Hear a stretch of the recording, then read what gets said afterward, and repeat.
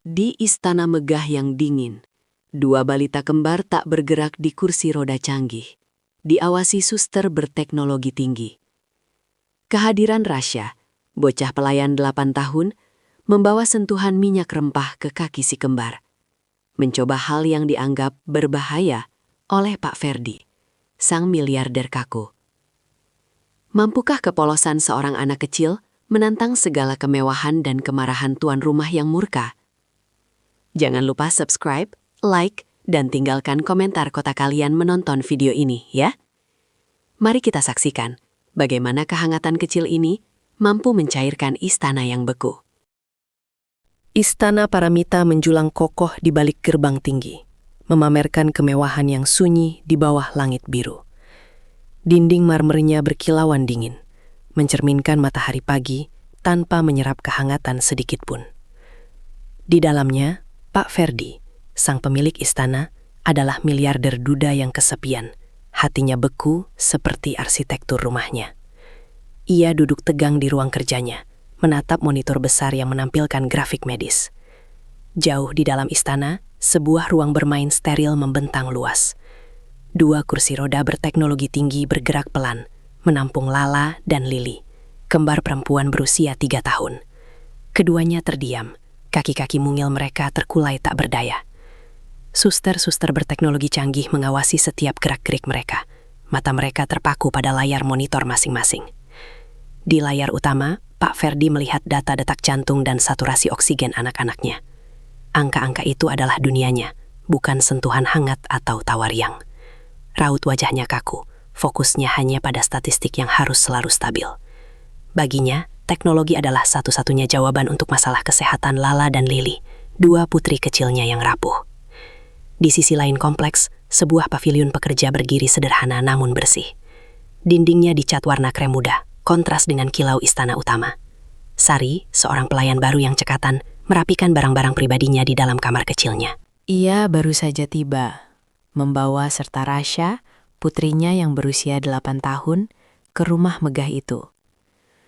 Rasya adalah anak yang ceria. Rambut coklatnya diikat ekor kuda dan matanya berbinar ingin tahu. Ia memegang erat sebuah botol minyak rempah kecil yang sudah usang, warisan dari mendiang ayahnya. Aroma khas rempah-rempah yang hangat menguar pelan dari botol itu, menemani setiap langkah kaki Rasya yang lincah. "Mama, nanti aku boleh main di luar kan?" tanya Rasya polos, menunjuk ke halaman luas di luar jendela. Sari tersenyum tipis, mengelus kepala anaknya. Ia tahu dunia di luar paviliun ini akan sangat berbeda dari kehidupan mereka sebelumnya. Dunia yang serba teratur dan dingin.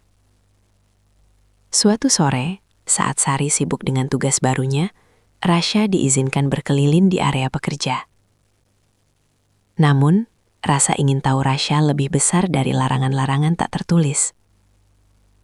Tanpa sengaja, ia menyelinap ke dekat pintu kaca ruang bermain Lala dan Lili. Dari balik kaca, Rasya melihat kedua anak kembar itu di kursi roda mewah mereka. Rasya berhenti sejenak, matanya yang tajam mengamati kaki-kaki kecil yang tak bergerak itu. Ia merasa iba, ada rasa aneh yang menjalari hatinya. Melihat kemewahan yang tak bisa dinikmati secara utuh. Ia menatap lantai marmer yang mengilap dan terasa dingin. Lalu membandingkannya dengan permukaan kasar bola kasti lamanya di saku. Dengan langkah pelan dan hati-hati, Rasya berjongkok di dekat pintu kaca. Ia merasakan dinginnya lantai marmer melalui telapak tangannya yang kecil. Sebuah ide polos terlintas di benaknya. Sebuah pemikiran sederhana yang takkan terdeteksi oleh perangkat canggih manapun. Rasya diam-diam mengambil bola kasti miliknya. Ia menjatuhkannya pelan ke lantai, tepat di samping kaki mungil Lili yang terkulai lemas.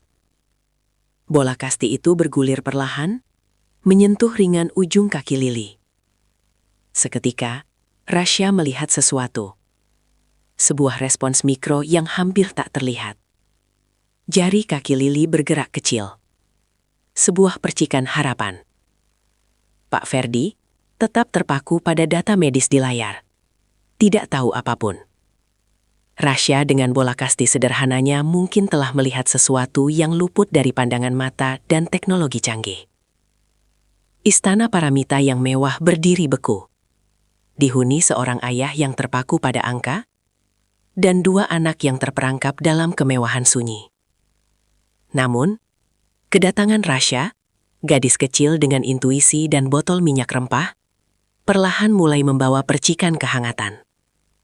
Sepertinya, Rasya menemukan sesuatu yang berharga di balik kesunyian istana.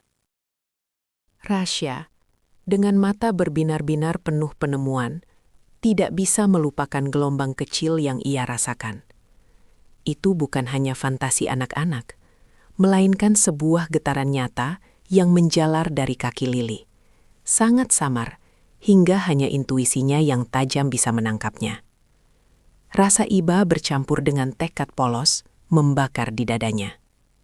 Ia tidak tahu persis apa yang salah dengan Lala dan Lili, tetapi ia yakin ada sesuatu yang bisa ia lakukan.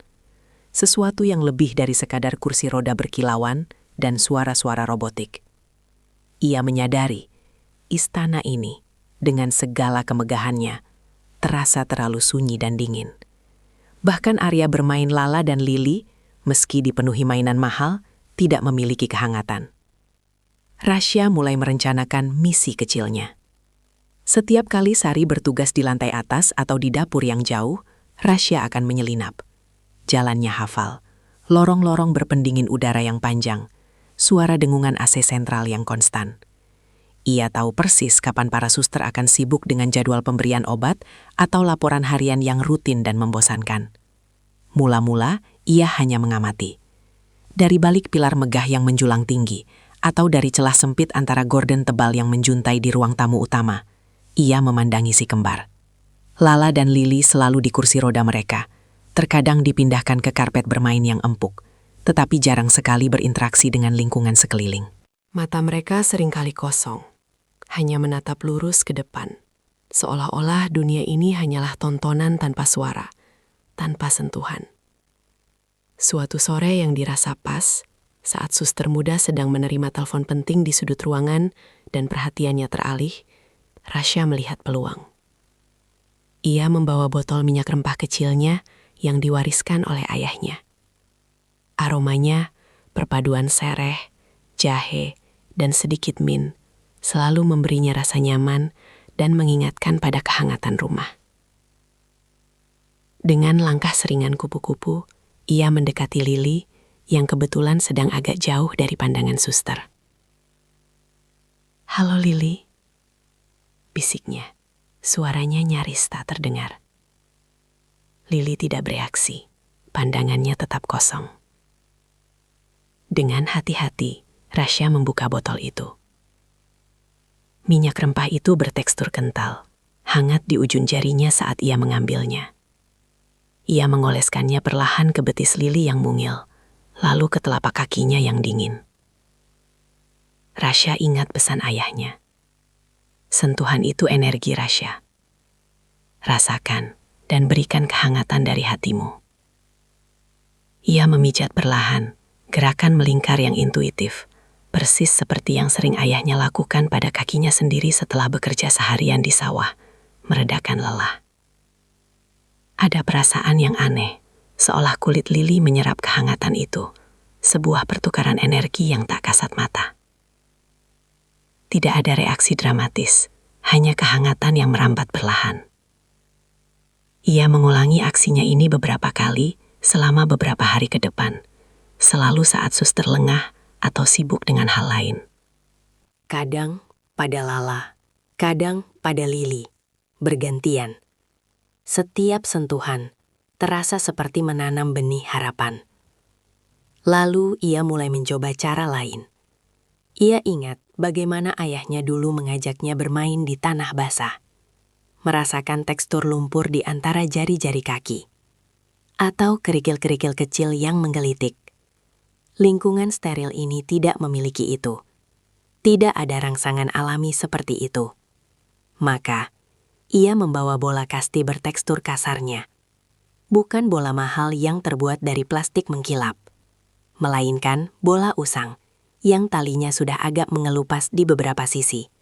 Peninggalan ayahnya juga, penuh kenangan. Bola itu memiliki berat dan tekstur yang nyata, kasar di kulit saat digenggam.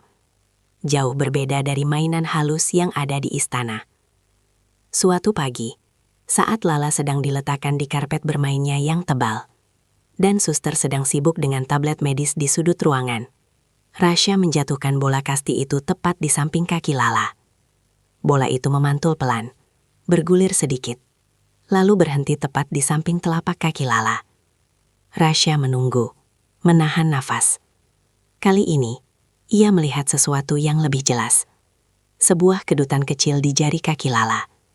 Itu hanya sepersekian detik, hampir tidak terlihat oleh mata biasa. Tetapi Rasya menangkapnya. Itu bukan kebetulan. Ia yakin, itu adalah respons. Bola kasti yang sederhana itu, dengan teksturnya yang hidup dan tak terduga, telah memicu sesuatu yang tersembunyi. Rasya semakin berani.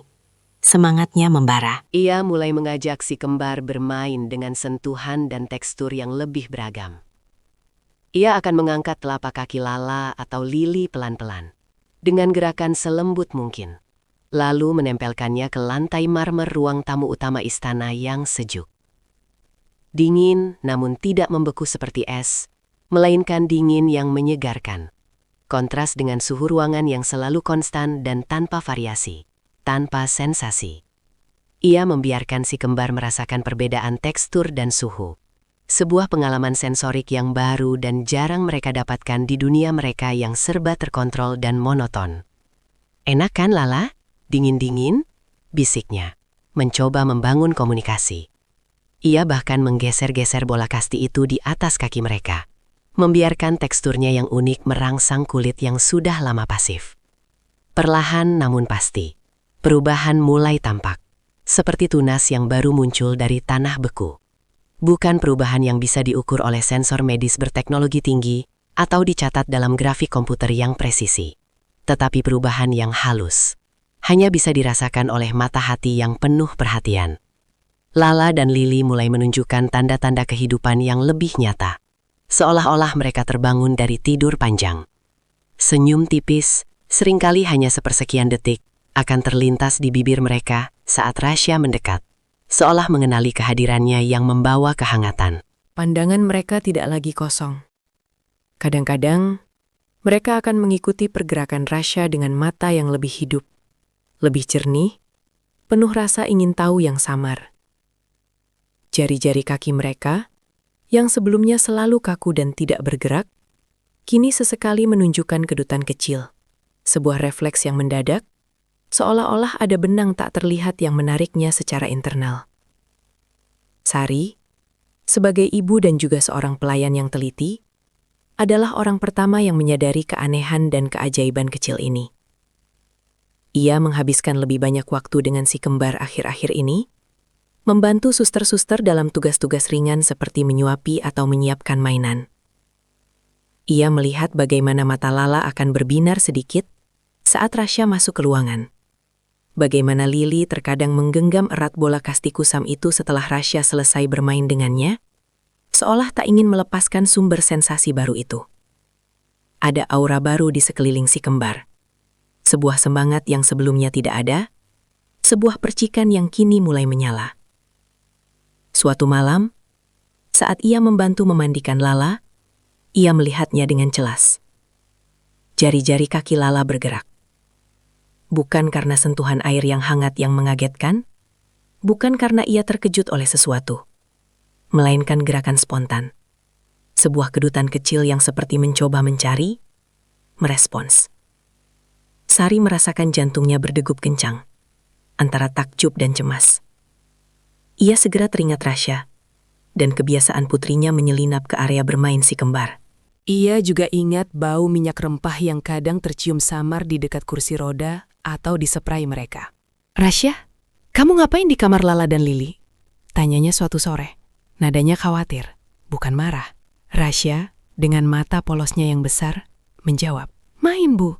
Kaki mereka dingin." Aku kasih minyak ayah. Sari menatap putrinya, hatinya dilanda kekhawatiran yang mendalam. Di satu sisi, ia melihat keajaiban kecil yang terjadi di depan matanya. Di sisi lain, ia tahu betul betapa ketatnya peraturan dan protokol di istana ini. Pak Ferdi adalah pria yang terobsesi dengan keteraturan, kebersihan, dan prosedur medis yang rigid. Apapun yang tidak sesuai prosedur bisa menimbulkan masalah besar, bisa mengakhiri pekerjaan mereka. Ia takut pada kemarahan Pak Ferdi yang terkenal dingin, takut kehilangan pekerjaan, takut putrinya dihukum. "Jangan lagi, Nak. Nanti Pak Ferdi marah besar," bisik Sari, memeluk Rasya erat. Wajahnya menunjukkan gurat cemas. "Ini istana orang kaya, Nak. Kita cuma numpang kerja di sini. Jangan bikin masalah yang bisa bikin kita diusir." Rasya mengangguk, namun di matanya, Sari melihat percikan tekad yang tidak bisa dipadamkan. Putri kecilnya itu punya jiwa petualang dan kepekaan yang luar biasa. Sebuah kebaikan hati yang tak bisa dibendung. Ia tahu Rasya hanya ingin membantu.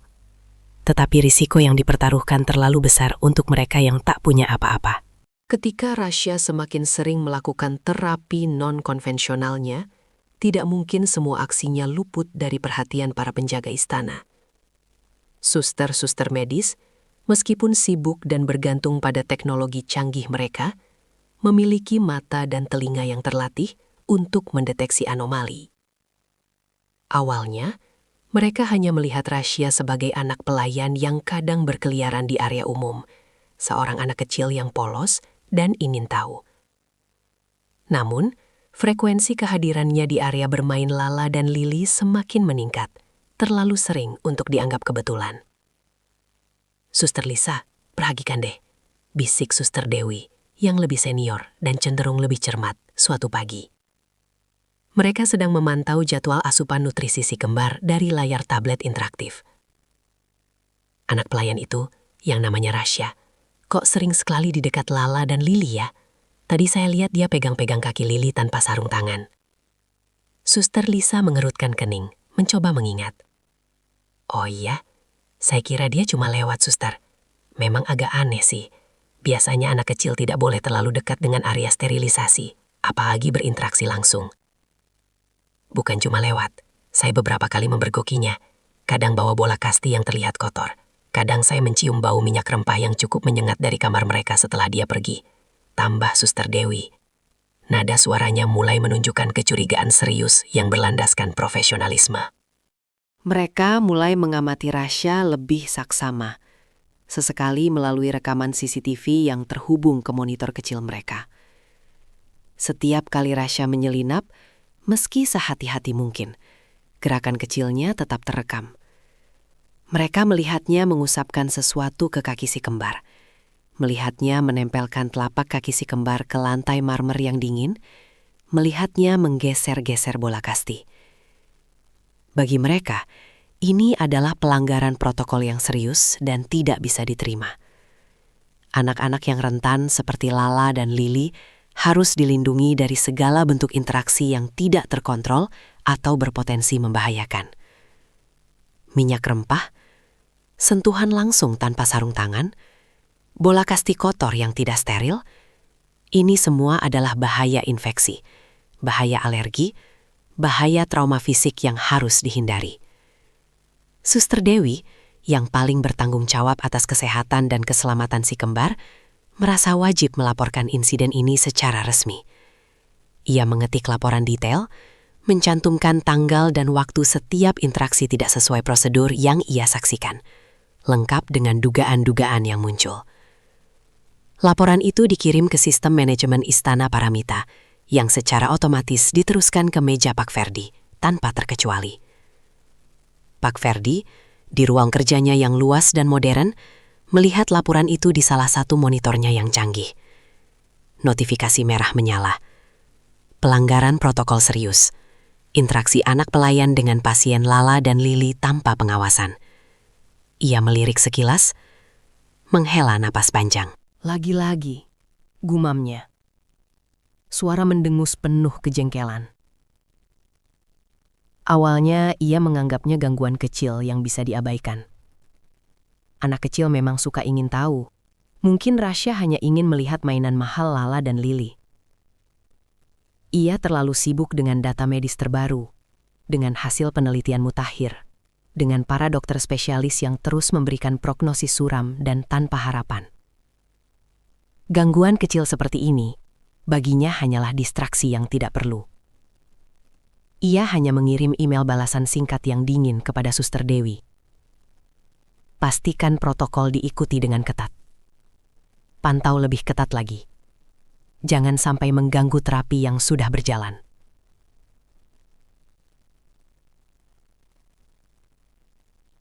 Namun, laporan-laporan itu terus berdatangan, semakin sering dan semakin rinci. Setiap hari, ada saja catatan baru tentang Rasya.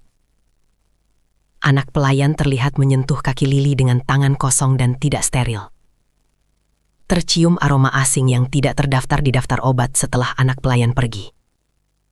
Ditemukan bola kasti di dekat kursi roda, berpotensi membawa kuman. Pak Ferdi mulai merasa sangat terganggu. Ini bukan lagi gangguan kecil. Ini adalah pelanggaran berulang yang menunjukkan ketidakpatuhan dan kurangnya rasa hormat terhadap aturannya. Ini menunjukkan ketidakdisiplinan yang ia benci dan tidak bisa toleransi. Ia merasa stafnya tidak becus dalam menjaga anak-anaknya dari campur tangan yang tidak perlu dan berbahaya. Ia mengira ini adalah ketidakpatuhan Suster Dewi yang kurang tegas dan ceroboh. Suster Dewi, saya sudah bilang berkali-kali, pastikan tidak ada yang mengganggu anak-anak saya. Apa kalian tidak bisa menjaga mereka dengan baik? Atau kalian sengaja melalaikan tugas? Tanyanya melalui interkom, suaranya tajam dan dingin, memenuhi seluruh ruang kerja yang luas. Maaf Tuan Ferdi, kami sudah berusaha semaksimal mungkin. Anak itu sangat lincah dan licik. Dia selalu menemukan celah dan kesempatan saat kami lengah. Jawab Suster Dewi, terdengar sedikit tegang dan tertekan. Pak Ferdi mendengus kasar. Lincah dan licik? Ia tidak percaya. Baginya itu hanya alasan yang tidak masuk akal. Ia memutuskan untuk mengawasi sendiri secara langsung.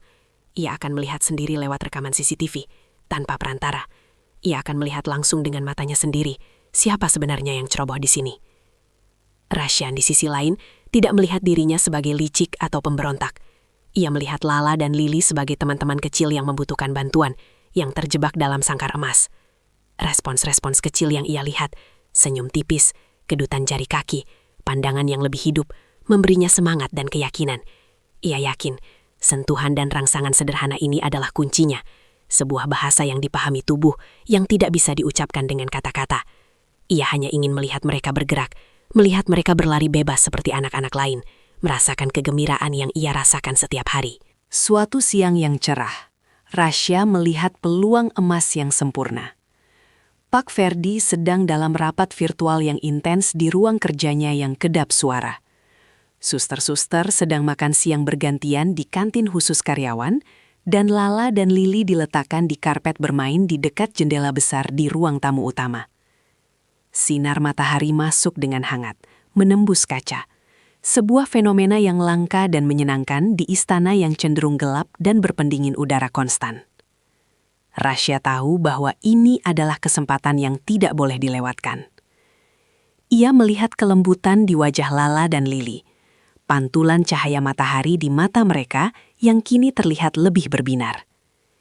Ia ingin mereka merasakan lebih dari sekedar kehangatan visual. Ia membawa bola kasti kesayangannya, juga lampu picit kecilnya, hadiah ulang tahun dari ibunya, yang dulu sering ia gunakan untuk bermain bayangan di dinding kamarnya yang sederhana. Ia berjongkok di depan Lala, senyum lebar tulus di wajahnya. "Lala, ayo main, tangkap cahaya." Ia menyalakan lampu picitnya, mengarahkannya ke lantai marmer yang bersih dan berkilauan. Titik cahaya kuning kecil itu menari-nari di atas permukaan dingin. Awalnya, Lala hanya menatap kosong, sedikit terkejut. Rasya menggerakkan titik cahaya itu ke dekat jari kaki Lala. Kali ini, Lala bereaksi dengan jelas.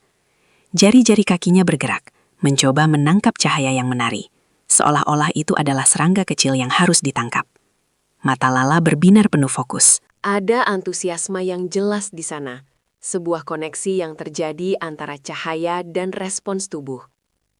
Rasya, terbawa euforia momen itu, ingin lebih dari sekadar tangkapan cahaya. Ia melihat ke arah kursi roda Lala yang canggih dan futuristik, lalu ke kaki-kaki Lala yang mungil dan tak berdaya. Ia tahu, di dunia orang dewasa, di bawah pengawasan ketat, ini akan dianggap gila, berbahaya, dan tidak bertanggung jawab. Tapi di kepalanya yang polos, ia hanya melihat satu hal. Lala ingin bergerak. Ada dorongan di dalam dirinya. "Ayo Lala, kamu pasti bisa," bisiknya, meletakkan bola kasti di dekat kaki Lala. Ia memegang tangan Lala, dengan hati-hati membantu Lala turun dari kursi rodanya. Itu adalah sebuah perjuangan yang berat. Kaki Lala terasa sangat lemah, nyaris tanpa kekuatan. Rasya berusaha menopang tubuh Lala yang mungil dengan seluruh kekuatannya. Lala terhuyung, nyaris ambruk ke lantai. Ia tidak bisa berdiri sendiri. Rasya mencoba lagi, memegang pinggang Lala erat-erat. Ia ingin Lala merasakan lantai marmer yang dingin langsung di telapak kakinya, tanpa alas kaki, tanpa penghalang. Ia ingin Lala mencoba menendang bola kasti itu, merasakan benturan kecil dan memicu gerakan yang lebih besar. Gerakan itu terasa lambat dan canggung, Lala nyaris jatuh sepenuhnya, wajahnya sedikit meringis. Rasya menopangnya sekuat tenaga, keringat mulai membasahi dahinya yang kecil. Pada saat itu, Suster Dewi yang baru selesai makan siang dan berjalan kembali, melihat pemandangan itu. Matanya melebar horor, napasnya tercekat. "Rasya, apa yang kau lakukan?" teriak Suster Dewi.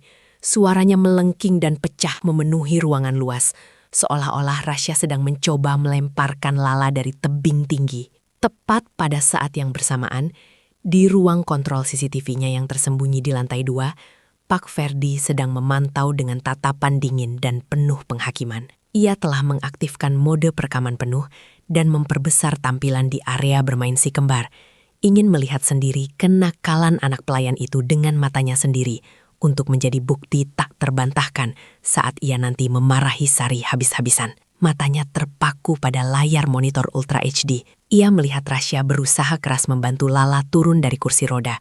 Ia melihat Lala yang terhuyung-huyung tak berdaya.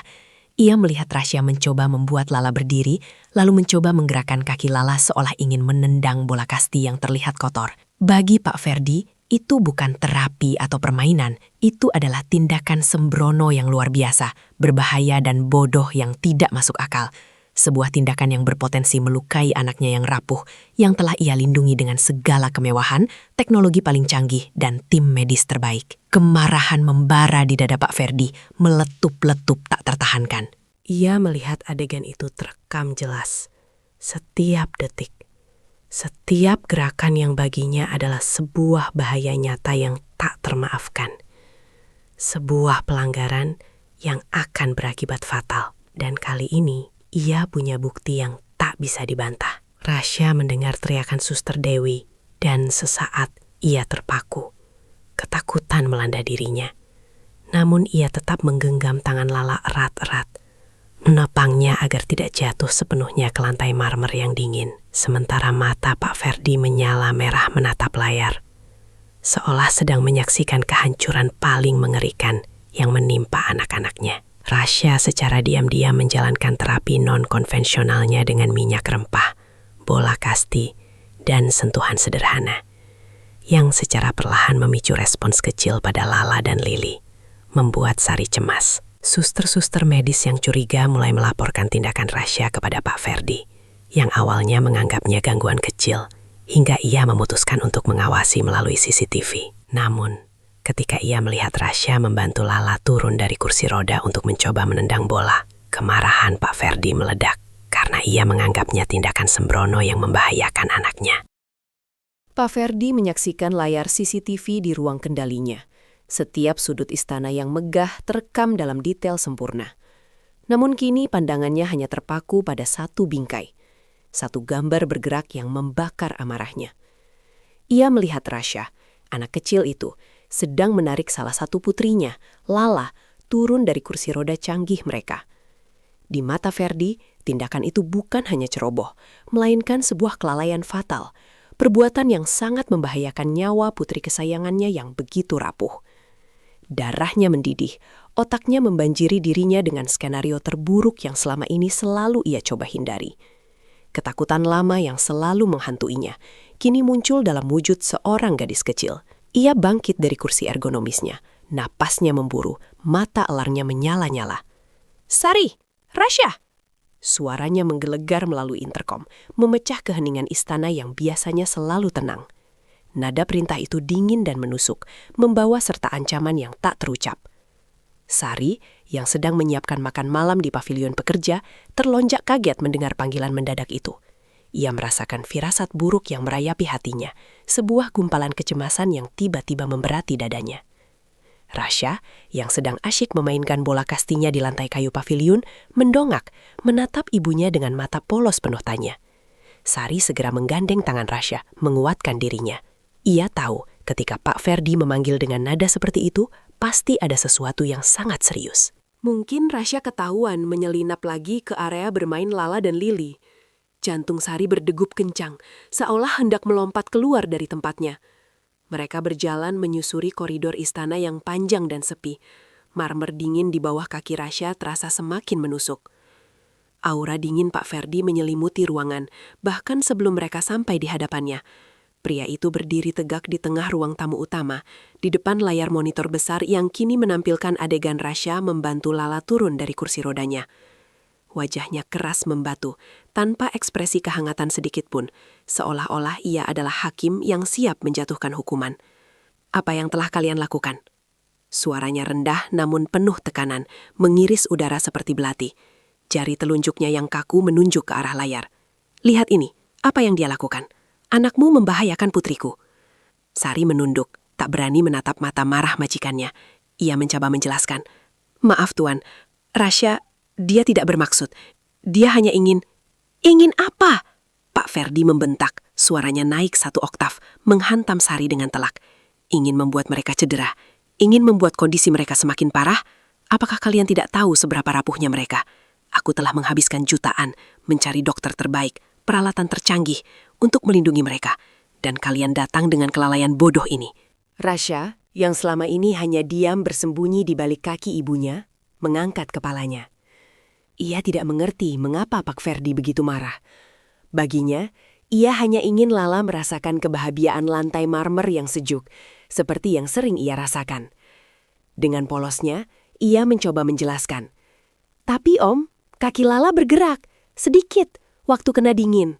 Mendengar itu, Pak Ferdi menatap Rasya dengan tatapan tajam yang membuat anak itu gemetar. "Berhenti mengarang anak kecil.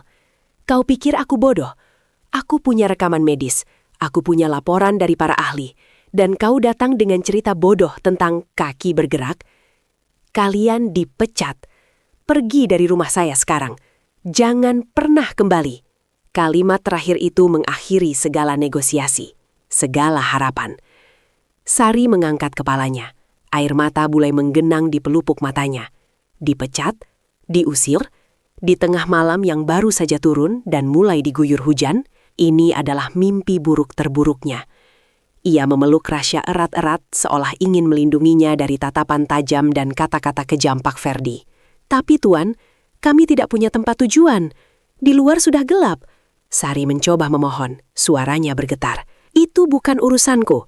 Pak Ferdi memotong dengan dingin tanpa sedikit pun empati. "Pergi, sekarang." Tak ada lagi yang bisa dikatakan. Tak ada lagi yang bisa dilakukan. Dengan hati yang hancur dan air mata yang tak terbendung, Sari menggandeng tangan Rasya keluar dari istana yang kini terasa seperti neraka. Saat itu, guntur bergemuruh hebat. Kilat menyambar membelah langit malam. Hujan deras mulai turun, membasahi wajah mereka yang sudah basah oleh air mata. Mereka berjalan di tengah badai, menembus gerbang istana Paramita yang megah, kini terasa seperti pintu neraka yang baru saja mereka lewati. Lampu-lampu istana yang terang benderang perlahan mengecil di kejauhan, ditinggalkan dalam kegelapan dan kedinginan malam yang mencekam. Rasya menoleh ke belakang sekali lagi, melihat cahaya istana yang meredup. seolah-olah semua harapan mereka ikut meredup bersama cahaya itu. Botol minyak rempah kecil di saku celananya terasa dingin, seolah ikut merasakan kesedihan yang sama. Di dalam istana, Pak Ferdi kembali ke ruang kerjanya. Hatinya masih bergejolak antara amarah dan kekosongan yang menyesakan. Ia mencoba meyakinkan dirinya bahwa ia telah mengambil keputusan yang benar, keputusan yang terbaik untuk keselamatan putrinya. Namun, kesunyian istana yang kembali menyelimuti terasa lebih hampa dari biasanya. Suara guntur di luar jendela seolah menggemakkan kekalutan di dalam hatinya. Ia duduk di depan layar monitor, memutar ulang rekaman CCTV itu lagi. Bukan untuk mencari bukti kebenaran, melainkan untuk menegaskan bahwa ia tidak salah. Ia mempercepat rekaman, lalu melampatkannya. Menjeda. Memutar ulang. Berulang kali. Adegan Rasya menarik Lala dari kursi roda, lalu menempelkan kaki Lala ke lantai marmer yang dingin. Pak Ferdi menyipitkan mata, memperhatikan setiap detil. Ia memfokuskan pandangannya pada kaki Lala yang kecil, yang sebelumnya ia anggap tidak bereaksi. Detik-detik itu terasa melambat, seolah waktu berhenti di dalam ruangan kontrol yang gelap itu. Dan kemudian ia melihatnya. Sangat samar, sangat tipis, nyaris tak terlihat oleh mata telanjang. Sebuah refleks. Jari-jari kaki Lala yang biasanya terkulai lemas, sedikit menggeliat.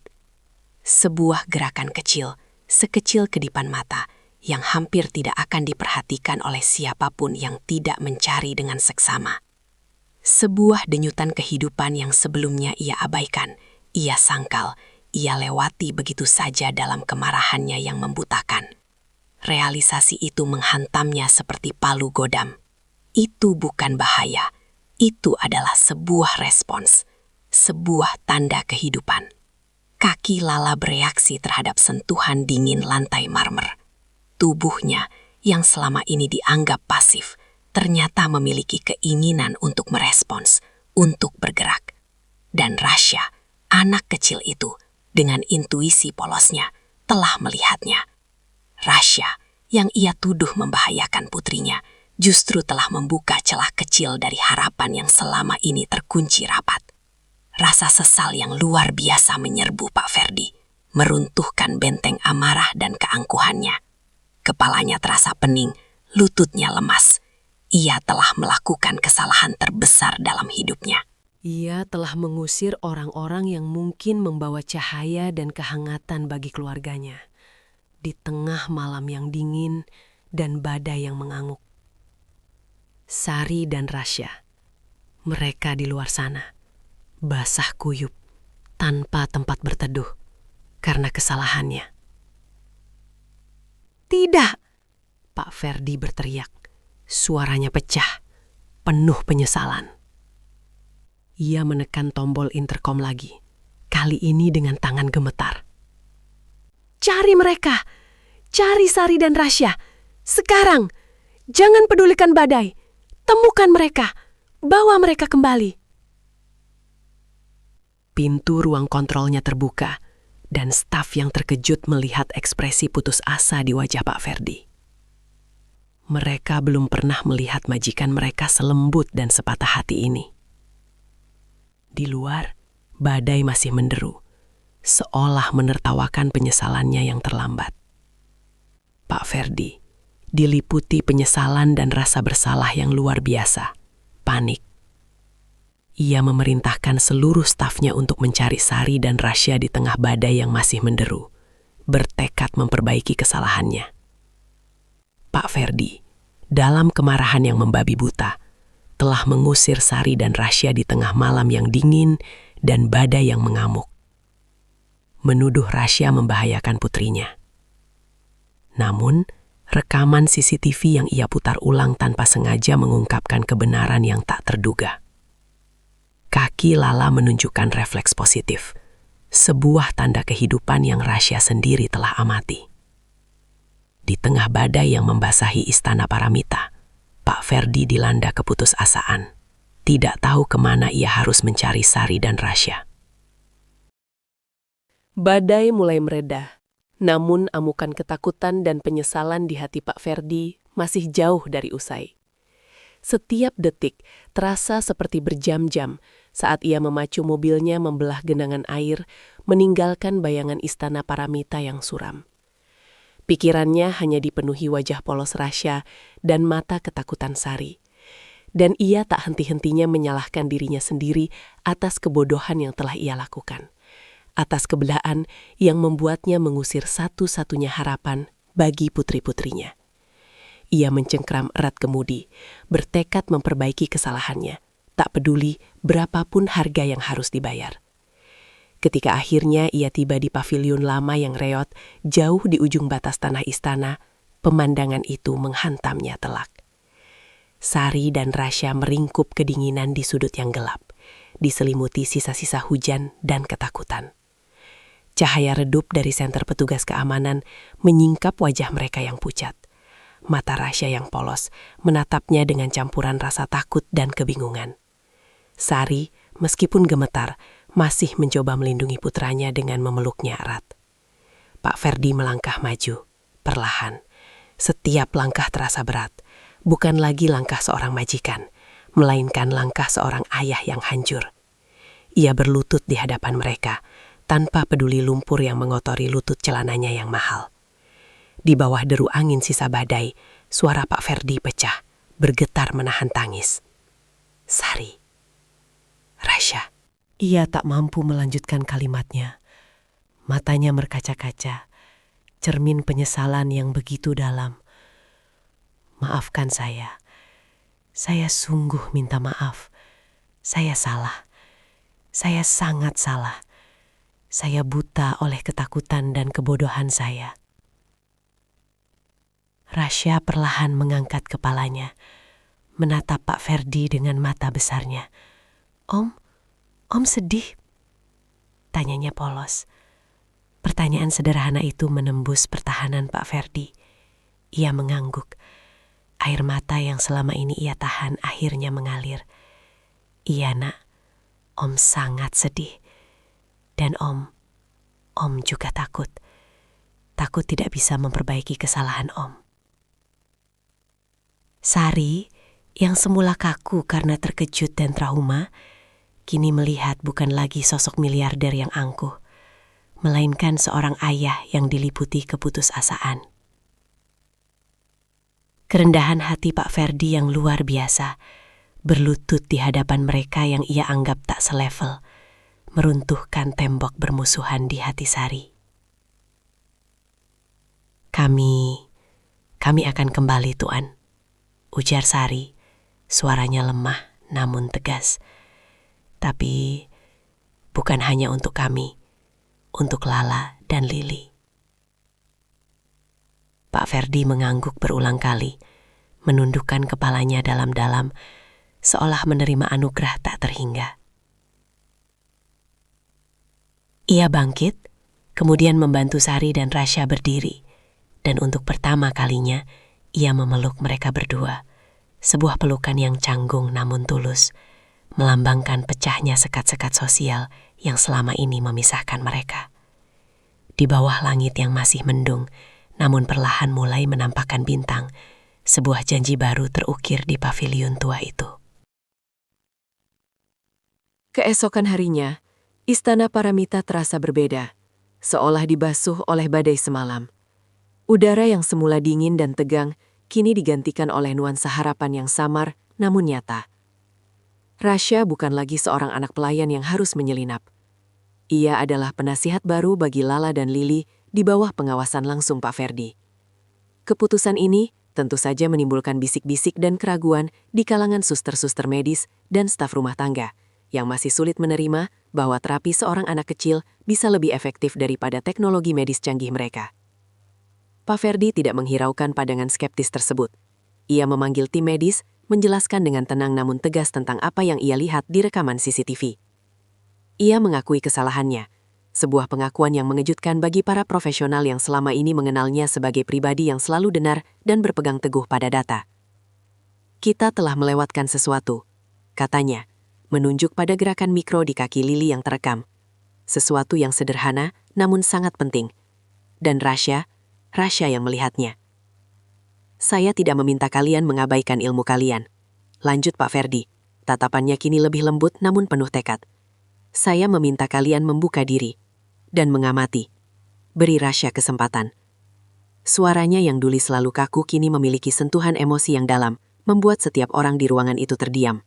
Mereka melihat perubahan signifikan pada bos mereka, yang kini menunjukkan kerentanan dan keyakinan yang baru.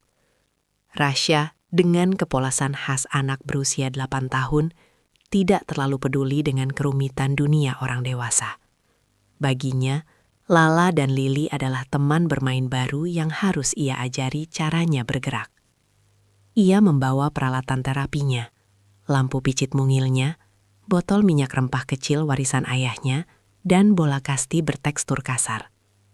Benda-benda sederhana ini, yang dulu dianggap tidak relevan, kini menjadi pusat perhatian. Ruang bermain Lala dan Lily yang steril, kini perlahan berubah menjadi arena eksperimen yang hangat dan penuh warna. Kursi roda berteknologi tinggi masih ada, namun Lala dan Lily lebih sering berada di lantai marmer yang sejuk, atau di atas karbet lembut yang baru dipasang khusus. Rasya, dengan semangat yang tak pernah padam, memulai terapinya. Ia menyalakan lampu picitnya, memproyeksikan bintik cahaya ke lantai. "Ayo Lily, tangkap cahayanya," serunya riang, suaranya memenuhi ruangan. "Gerakan kakimu, biar dia lari." Awalnya, respons Lala dan Lily masih lambat, hanya kedipan mata atau sedikit guncangan tubuh. Namun Rasya tak menyerah. Ia terus berbicara, bernyanyi, dan menunjuk-nunjuk. Ia mengusap minyak rempah ke telapak kaki mereka, memijat lembut, memberikan sensasi hangat yang berbeda dari sentuhan alat medis. Ia membiarkan mereka menyentuh bola kasti, merasakan teksturnya yang unik. Perlahan, sesuatu terjadi. Jari-jari kaki Lala mulai bergerak, berusaha mencapai bintik cahaya yang melompat-lompat. Kemudian Lily, dengan usaha keras, mencoba menggeser telapak kakinya. Setiap gerakan kecil disambut sorakan gembira oleh Rasya, dan senyuman tulus dari Sari yang kini selalu mendampinginya. Matanya penuh harap. Pak Ferdi sering mengamati dari balik pintu kaca, atau dari sofa di sudut ruangan yang kini lebih sering ia kunjungi. Ia melihat perubahan pada putrinya. Ada tawa kecil yang mulai terdengar, tatapan mata yang lebih fokus, dan ekspresi wajah yang lebih hidup. Para suster yang awalnya hanya mengamati dengan senyum masam dan mencatat keanehan, kini mulai mencatat setiap detail kecil dengan mata lebih terbuka. Mereka melihat Lala tertawa saat Rasya menggelitik telapak kakinya dengan bola kasti, atau Lily yang bersemangat saat minyak rempah hangat dioleskan, memberikan rangsangan sensorik yang tak didapatkan dari terapi konvensional. Ini lebih dari sekedar terapi fisik, gumam seorang dokter senior pada Pak Ferdi suatu sore. Suaranya dipenuhi kekaguman yang tak tersembunyi. Ini adalah stimulasi emosional dan sensorik yang komprehensif. Hubungan yang mereka bangun dengan Rasya itu seperti jembatan yang menghubungkan kembali saraf-saraf yang kami kira putus. Dokter itu mengakui bahwa sentuhan tulus dan interaksi manusiawi jauh melampaui kemampuan mesin tercanggih sekalipun. Pak Ferdi mengangguk. Hatinya membengkak. "Cinta," katanya singkat. Tatapannya lekat pada Rasya yang sedang bercanda dengan Lala dan Lily. Itulah yang mereka butuhkan. Dan Rasya memberikannya. Ia akhirnya memahami bahwa kekayaan tidak bisa membeli segalanya, terutama kebahagiaan dan kesembuhan sejati. Minggu demi minggu berlalu dengan kemajuan yang konsisten. Lala dan Lily tidak lagi hanya menggerakkan jari kaki. Mereka bisa menggeser kaki, mengangkatnya sedikit, bahkan menekan bola kasti dengan telapak kaki mereka. Sebuah prestasi yang dianggap mustahil sebelumnya. Setiap pencapaian kecil dirayakan seperti kemenangan besar oleh seluruh penghuni istana. yang kini ikut terpapar optimisme Rasya. Ia seringkali berbaring di samping mereka di lantai marmer, menempelkan telapak kakinya yang hangat ke telapak kaki si kembar, seolah mentransfer energinya, membangun koneksi fisik dan emosional yang mendalam. Pagi itu, suasana di Istana Paramita terasa lebih cerah dari biasanya. Sinar matahari pagi menembus jendela tinggi, memenuhi ruang bermain dengan kehangatan. Lala dan Lili sedang duduk di karpet, dengan Rasya di antara mereka, memegang erat tangan kecil masing-masing. Di hadapan mereka, Pak Ferdi dan Sari duduk di kursi rendah, menatap dengan napas tertahan. Jantung mereka berdebar penuh harap. "Ayo Lala, sedikit lagi," Rasya berseru, suaranya penuh semangat. Ia menunjuk ke sebuah mainan berwarna cerah yang diletakkan beberapa jengkal di depan Lala. "Lihat, ada boneka beruangmu." Kamu bisa mengambilnya. Lala menatap mainan itu. Matanya berbinar penuh keinginan. Ia mencoba menggeser tubuhnya, namun tak berhasil. Dan air mata mulai menggenang di matanya, frustasi karena keterbatasannya. "Jangan menyerah sayang," bisik Sari lembut. "Ingat kata Rasya, pelan-pelan." Ia sendiri merasakan degupan di dadanya, sebuah campuran antara harap dan cemas. Pak Ferdi mencondongkan tubuhnya. "Lala, Papa di sini. Kamu bisa." Suaranya kini lebih penuh emosi, jauh dari sikap kaku yang dulu. Rasya kemudian mengambil lampu pijitnya. Ia menyalakan, mengarahkan bintik cahaya ke lantai, bergerak perlahan dari kaki Lala menuju boneka beruang. "Cahayanya mau duluan ke sana, Lala. Kakimu juga bisa ikutan." Sebuah percikan semangat muncul di mata Lala.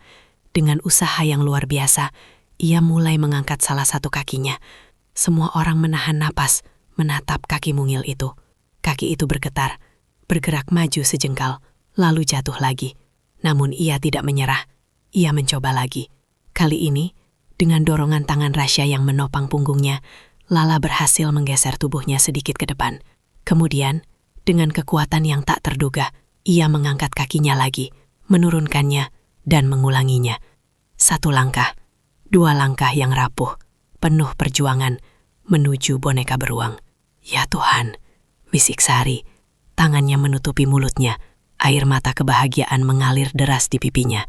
Ia tidak bisa percaya apa yang ia saksikan. Pak Ferdi berdiri, matanya terpaku pada putrinya. Sebuah senyum lebar, tulus, dan penuh haru merekah di wajahnya. Ia tak bisa menahan diri. Ia menerjang maju, berlutut di depan Lala, memeluknya erat-erat begitu Lala berhasil meraih boneka beruangnya. "Anakku, anakku sayang," suaranya pecah, dipenuhi cinta yang tak terhingga. Tak lama kemudian, Lili pun menunjukkan kemajuan yang sama. Motivasi dari kakaknya dan dorongan Rasya memberinya semangat. Dengan metode yang sama dan dukungan penuh dari Rasya, Lili juga mampu mengambil langkah-langkah pertamanya, walau masih terbata-bata. Tangisan haru, tawa, dan sorakan kebahagiaan memenuhi Istana Paramita, mengusir dinginnya kesunyian yang telah lama berdiam di sana, menggantinya dengan melodi kehidupan yang baru. Para suster dan dokter yang menyaksikan hanya bisa terdiam, mengakui keajaiban yang terjadi di hadapan mereka. Waktu berlalu bagaikan air yang mengalir di sungai yang damai. Beberapa tahun kemudian, Istana Paramita bukan lagi benteng kesunyian dan kemewahan steril. Ia telah bertransformasi menjadi rumah yang hidup, hangat, dan penuh cinta. Kursi roda berteknologi tinggi kini tersimpan rapih di gudang, menjadi kenangan akan masa lalu yang kelam. Bukti nyata bahwa ada hal-hal yang tak bisa disembuhkan oleh teknologi. Lala dan Lili kini berusia sekitar 6 atau 7 tahun. Tumbuh menjadi gadis-gadis cilik yang lincah dan ceria. Kaki-kaki mereka yang dulu tak bergerak, kini berlarian bebas di halaman istana yang luas. Menendang bola kasti Rasya dengan semangat, atau bermain petak umpet di antara pohon-pohon rindang. Tawa mereka memecah keheningan yang dulu. Rasya, si underdog cilik, kini bukan lagi pelayan. Ia adalah bagian tak terpisahkan dari keluarga Ferdi. Menjadi kakak sulung bagi Lala dan Lili. Selalu menjadi teman bermain dan pelindung mereka. Kehadirannya telah membawa keceriaan dan kehangatan yang tak ternilai. mengubah istana Paramita menjadi tempat di mana setiap sudut dipenuhi kebahagiaan. Ia sering terlihat mengajari Lala dan Lily tentang berbagai hal, mulai dari cara memanjat pohon kecil hingga cerita-cerita rakyat yang ia dengar dari ibunya. Botol minyak rempah kecilnya masih ia simpan, bukan lagi sebagai alat terapi, melainkan sebagai pengingat akan asal-usulnya dan keajaiban kecil yang ia bawa. Sebuah warisan kearifan lokal yang abadi. Cinta yang tumbuh di tengah badai antara Pak Ferdi dan Sari akhirnya bersemi. Dalam sebuah upacara sederhana namun penuh kehangatan, di taman istana yang kini selalu dipenuhi tawa anak-anak, Pak Ferdi dan Sari mengucapkan janji suci mereka. Pernikahan itu bukanlah pernikahan yang diliputi kemegahan berlebihan, melainkan sebuah perayaan cinta sejati, kerendahan hati, dan penyatuan dua dunia yang berbeda. Pak Ferdi yang kaku telah lenyap, digantikan oleh seorang pria yang penyayang, ramah, dan tak lagi takut untuk menunjukkan perasaannya. Ia sering terlihat berjongkok, mengobrol dengan Lala dan Lily, atau tertawa lepas bersama Rasya, menikmati setiap momen kebersamaan yang dulu ia kira tak mungkin. Sari, dari seorang pelayan sederhana, kini menjadi sosok ibu dan istri yang anggun, namun tak pernah melupakan akarnya. Ia masih sering memasak hidangan sederhana yang disukai Rasya dan tetap mengajarkan nilai-nilai kejujuran dan ketulusan kepada anak-anaknya. Ia telah menemukan kebahagiaan sejati, bukan dalam kemewahan istana, melainkan dalam cinta keluarga yang utuh dan kehangatan yang tak ternilai. Halaman luas istana Paramita, yang dulu hanya menjadi saksi bisu kesunyian, kini menjadi saksi bisu keceriaan. Dengan suara tawa anak-anak, gonggongan anjing peliharaan baru mereka, dan obrolan hangat orang dewasa mengisi setiap sudut. Kebahagiaan sejati ternyata tidak diukur dari seberapa banyak harta yang dimiliki, melainkan seberapa besar hati yang terbuka untuk menerima cinta dan keajaiban dari tempat yang paling tak terduga. Sebuah kebenaran universal yang terwujud di sana.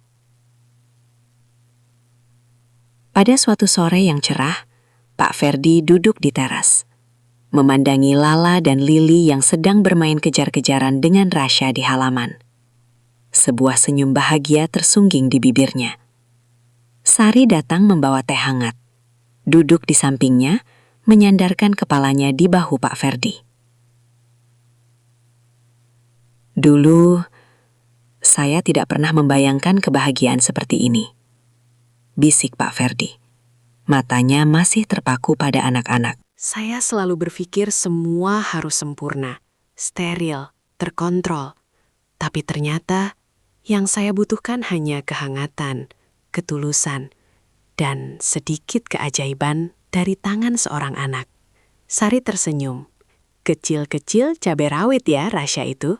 Pak Ferdi tertawa kecil, memeluk Sari lebih erat. Mereka menikmati pemandangan di hadapan mereka. Sebuah keluarga yang utuh, yang dibangun di atas fondasi yang lebih kuat daripada marmer termahal sekalipun. Fondasi cinta. Namun, ketika ia melihat Rasya berlari mendahului Lala dan Lily, sekelepat pikiran melintas di benaknya. Sebuah pertanyaan yang belum terjawab. Apa yang akan terjadi pada warisan cahaya lampu picit dan minyak rempah ini ketika Rasya tumbuh dewasa dan dunia semakin terobsesi dengan teknologi canggih? Akankah sentuhan tulus dan sederhana ini tetap memiliki tempat di tengah modernisasi? Atau akan ia lupakan? Pak Ferdi yang tadinya kalut dan marah, kembali memutar rekaman CCTV. Menyadari bahwa gerakan kecil di kaki putrinya bukanlah bahaya, melainkan sebuah tanda kehidupan, memicu penyesalan dan pencarian putus asa di tengah badai. Ia menemukan Sari dan Rasya di sebuah pavilion tua, berlutut meminta maaf dengan ketulusan yang belum pernah ia tunjukkan. Memohon mereka kembali sebagai satu-satunya harapan untuk kesembuhan Lala dan Lily. Di tengah kebahagiaan yang melimpah, Pak Ferdi tak bisa menahan diri untuk bertanya-tanya. Apakah warisan keajaiban Rasya akan tetap relevan di dunia yang terus berubah?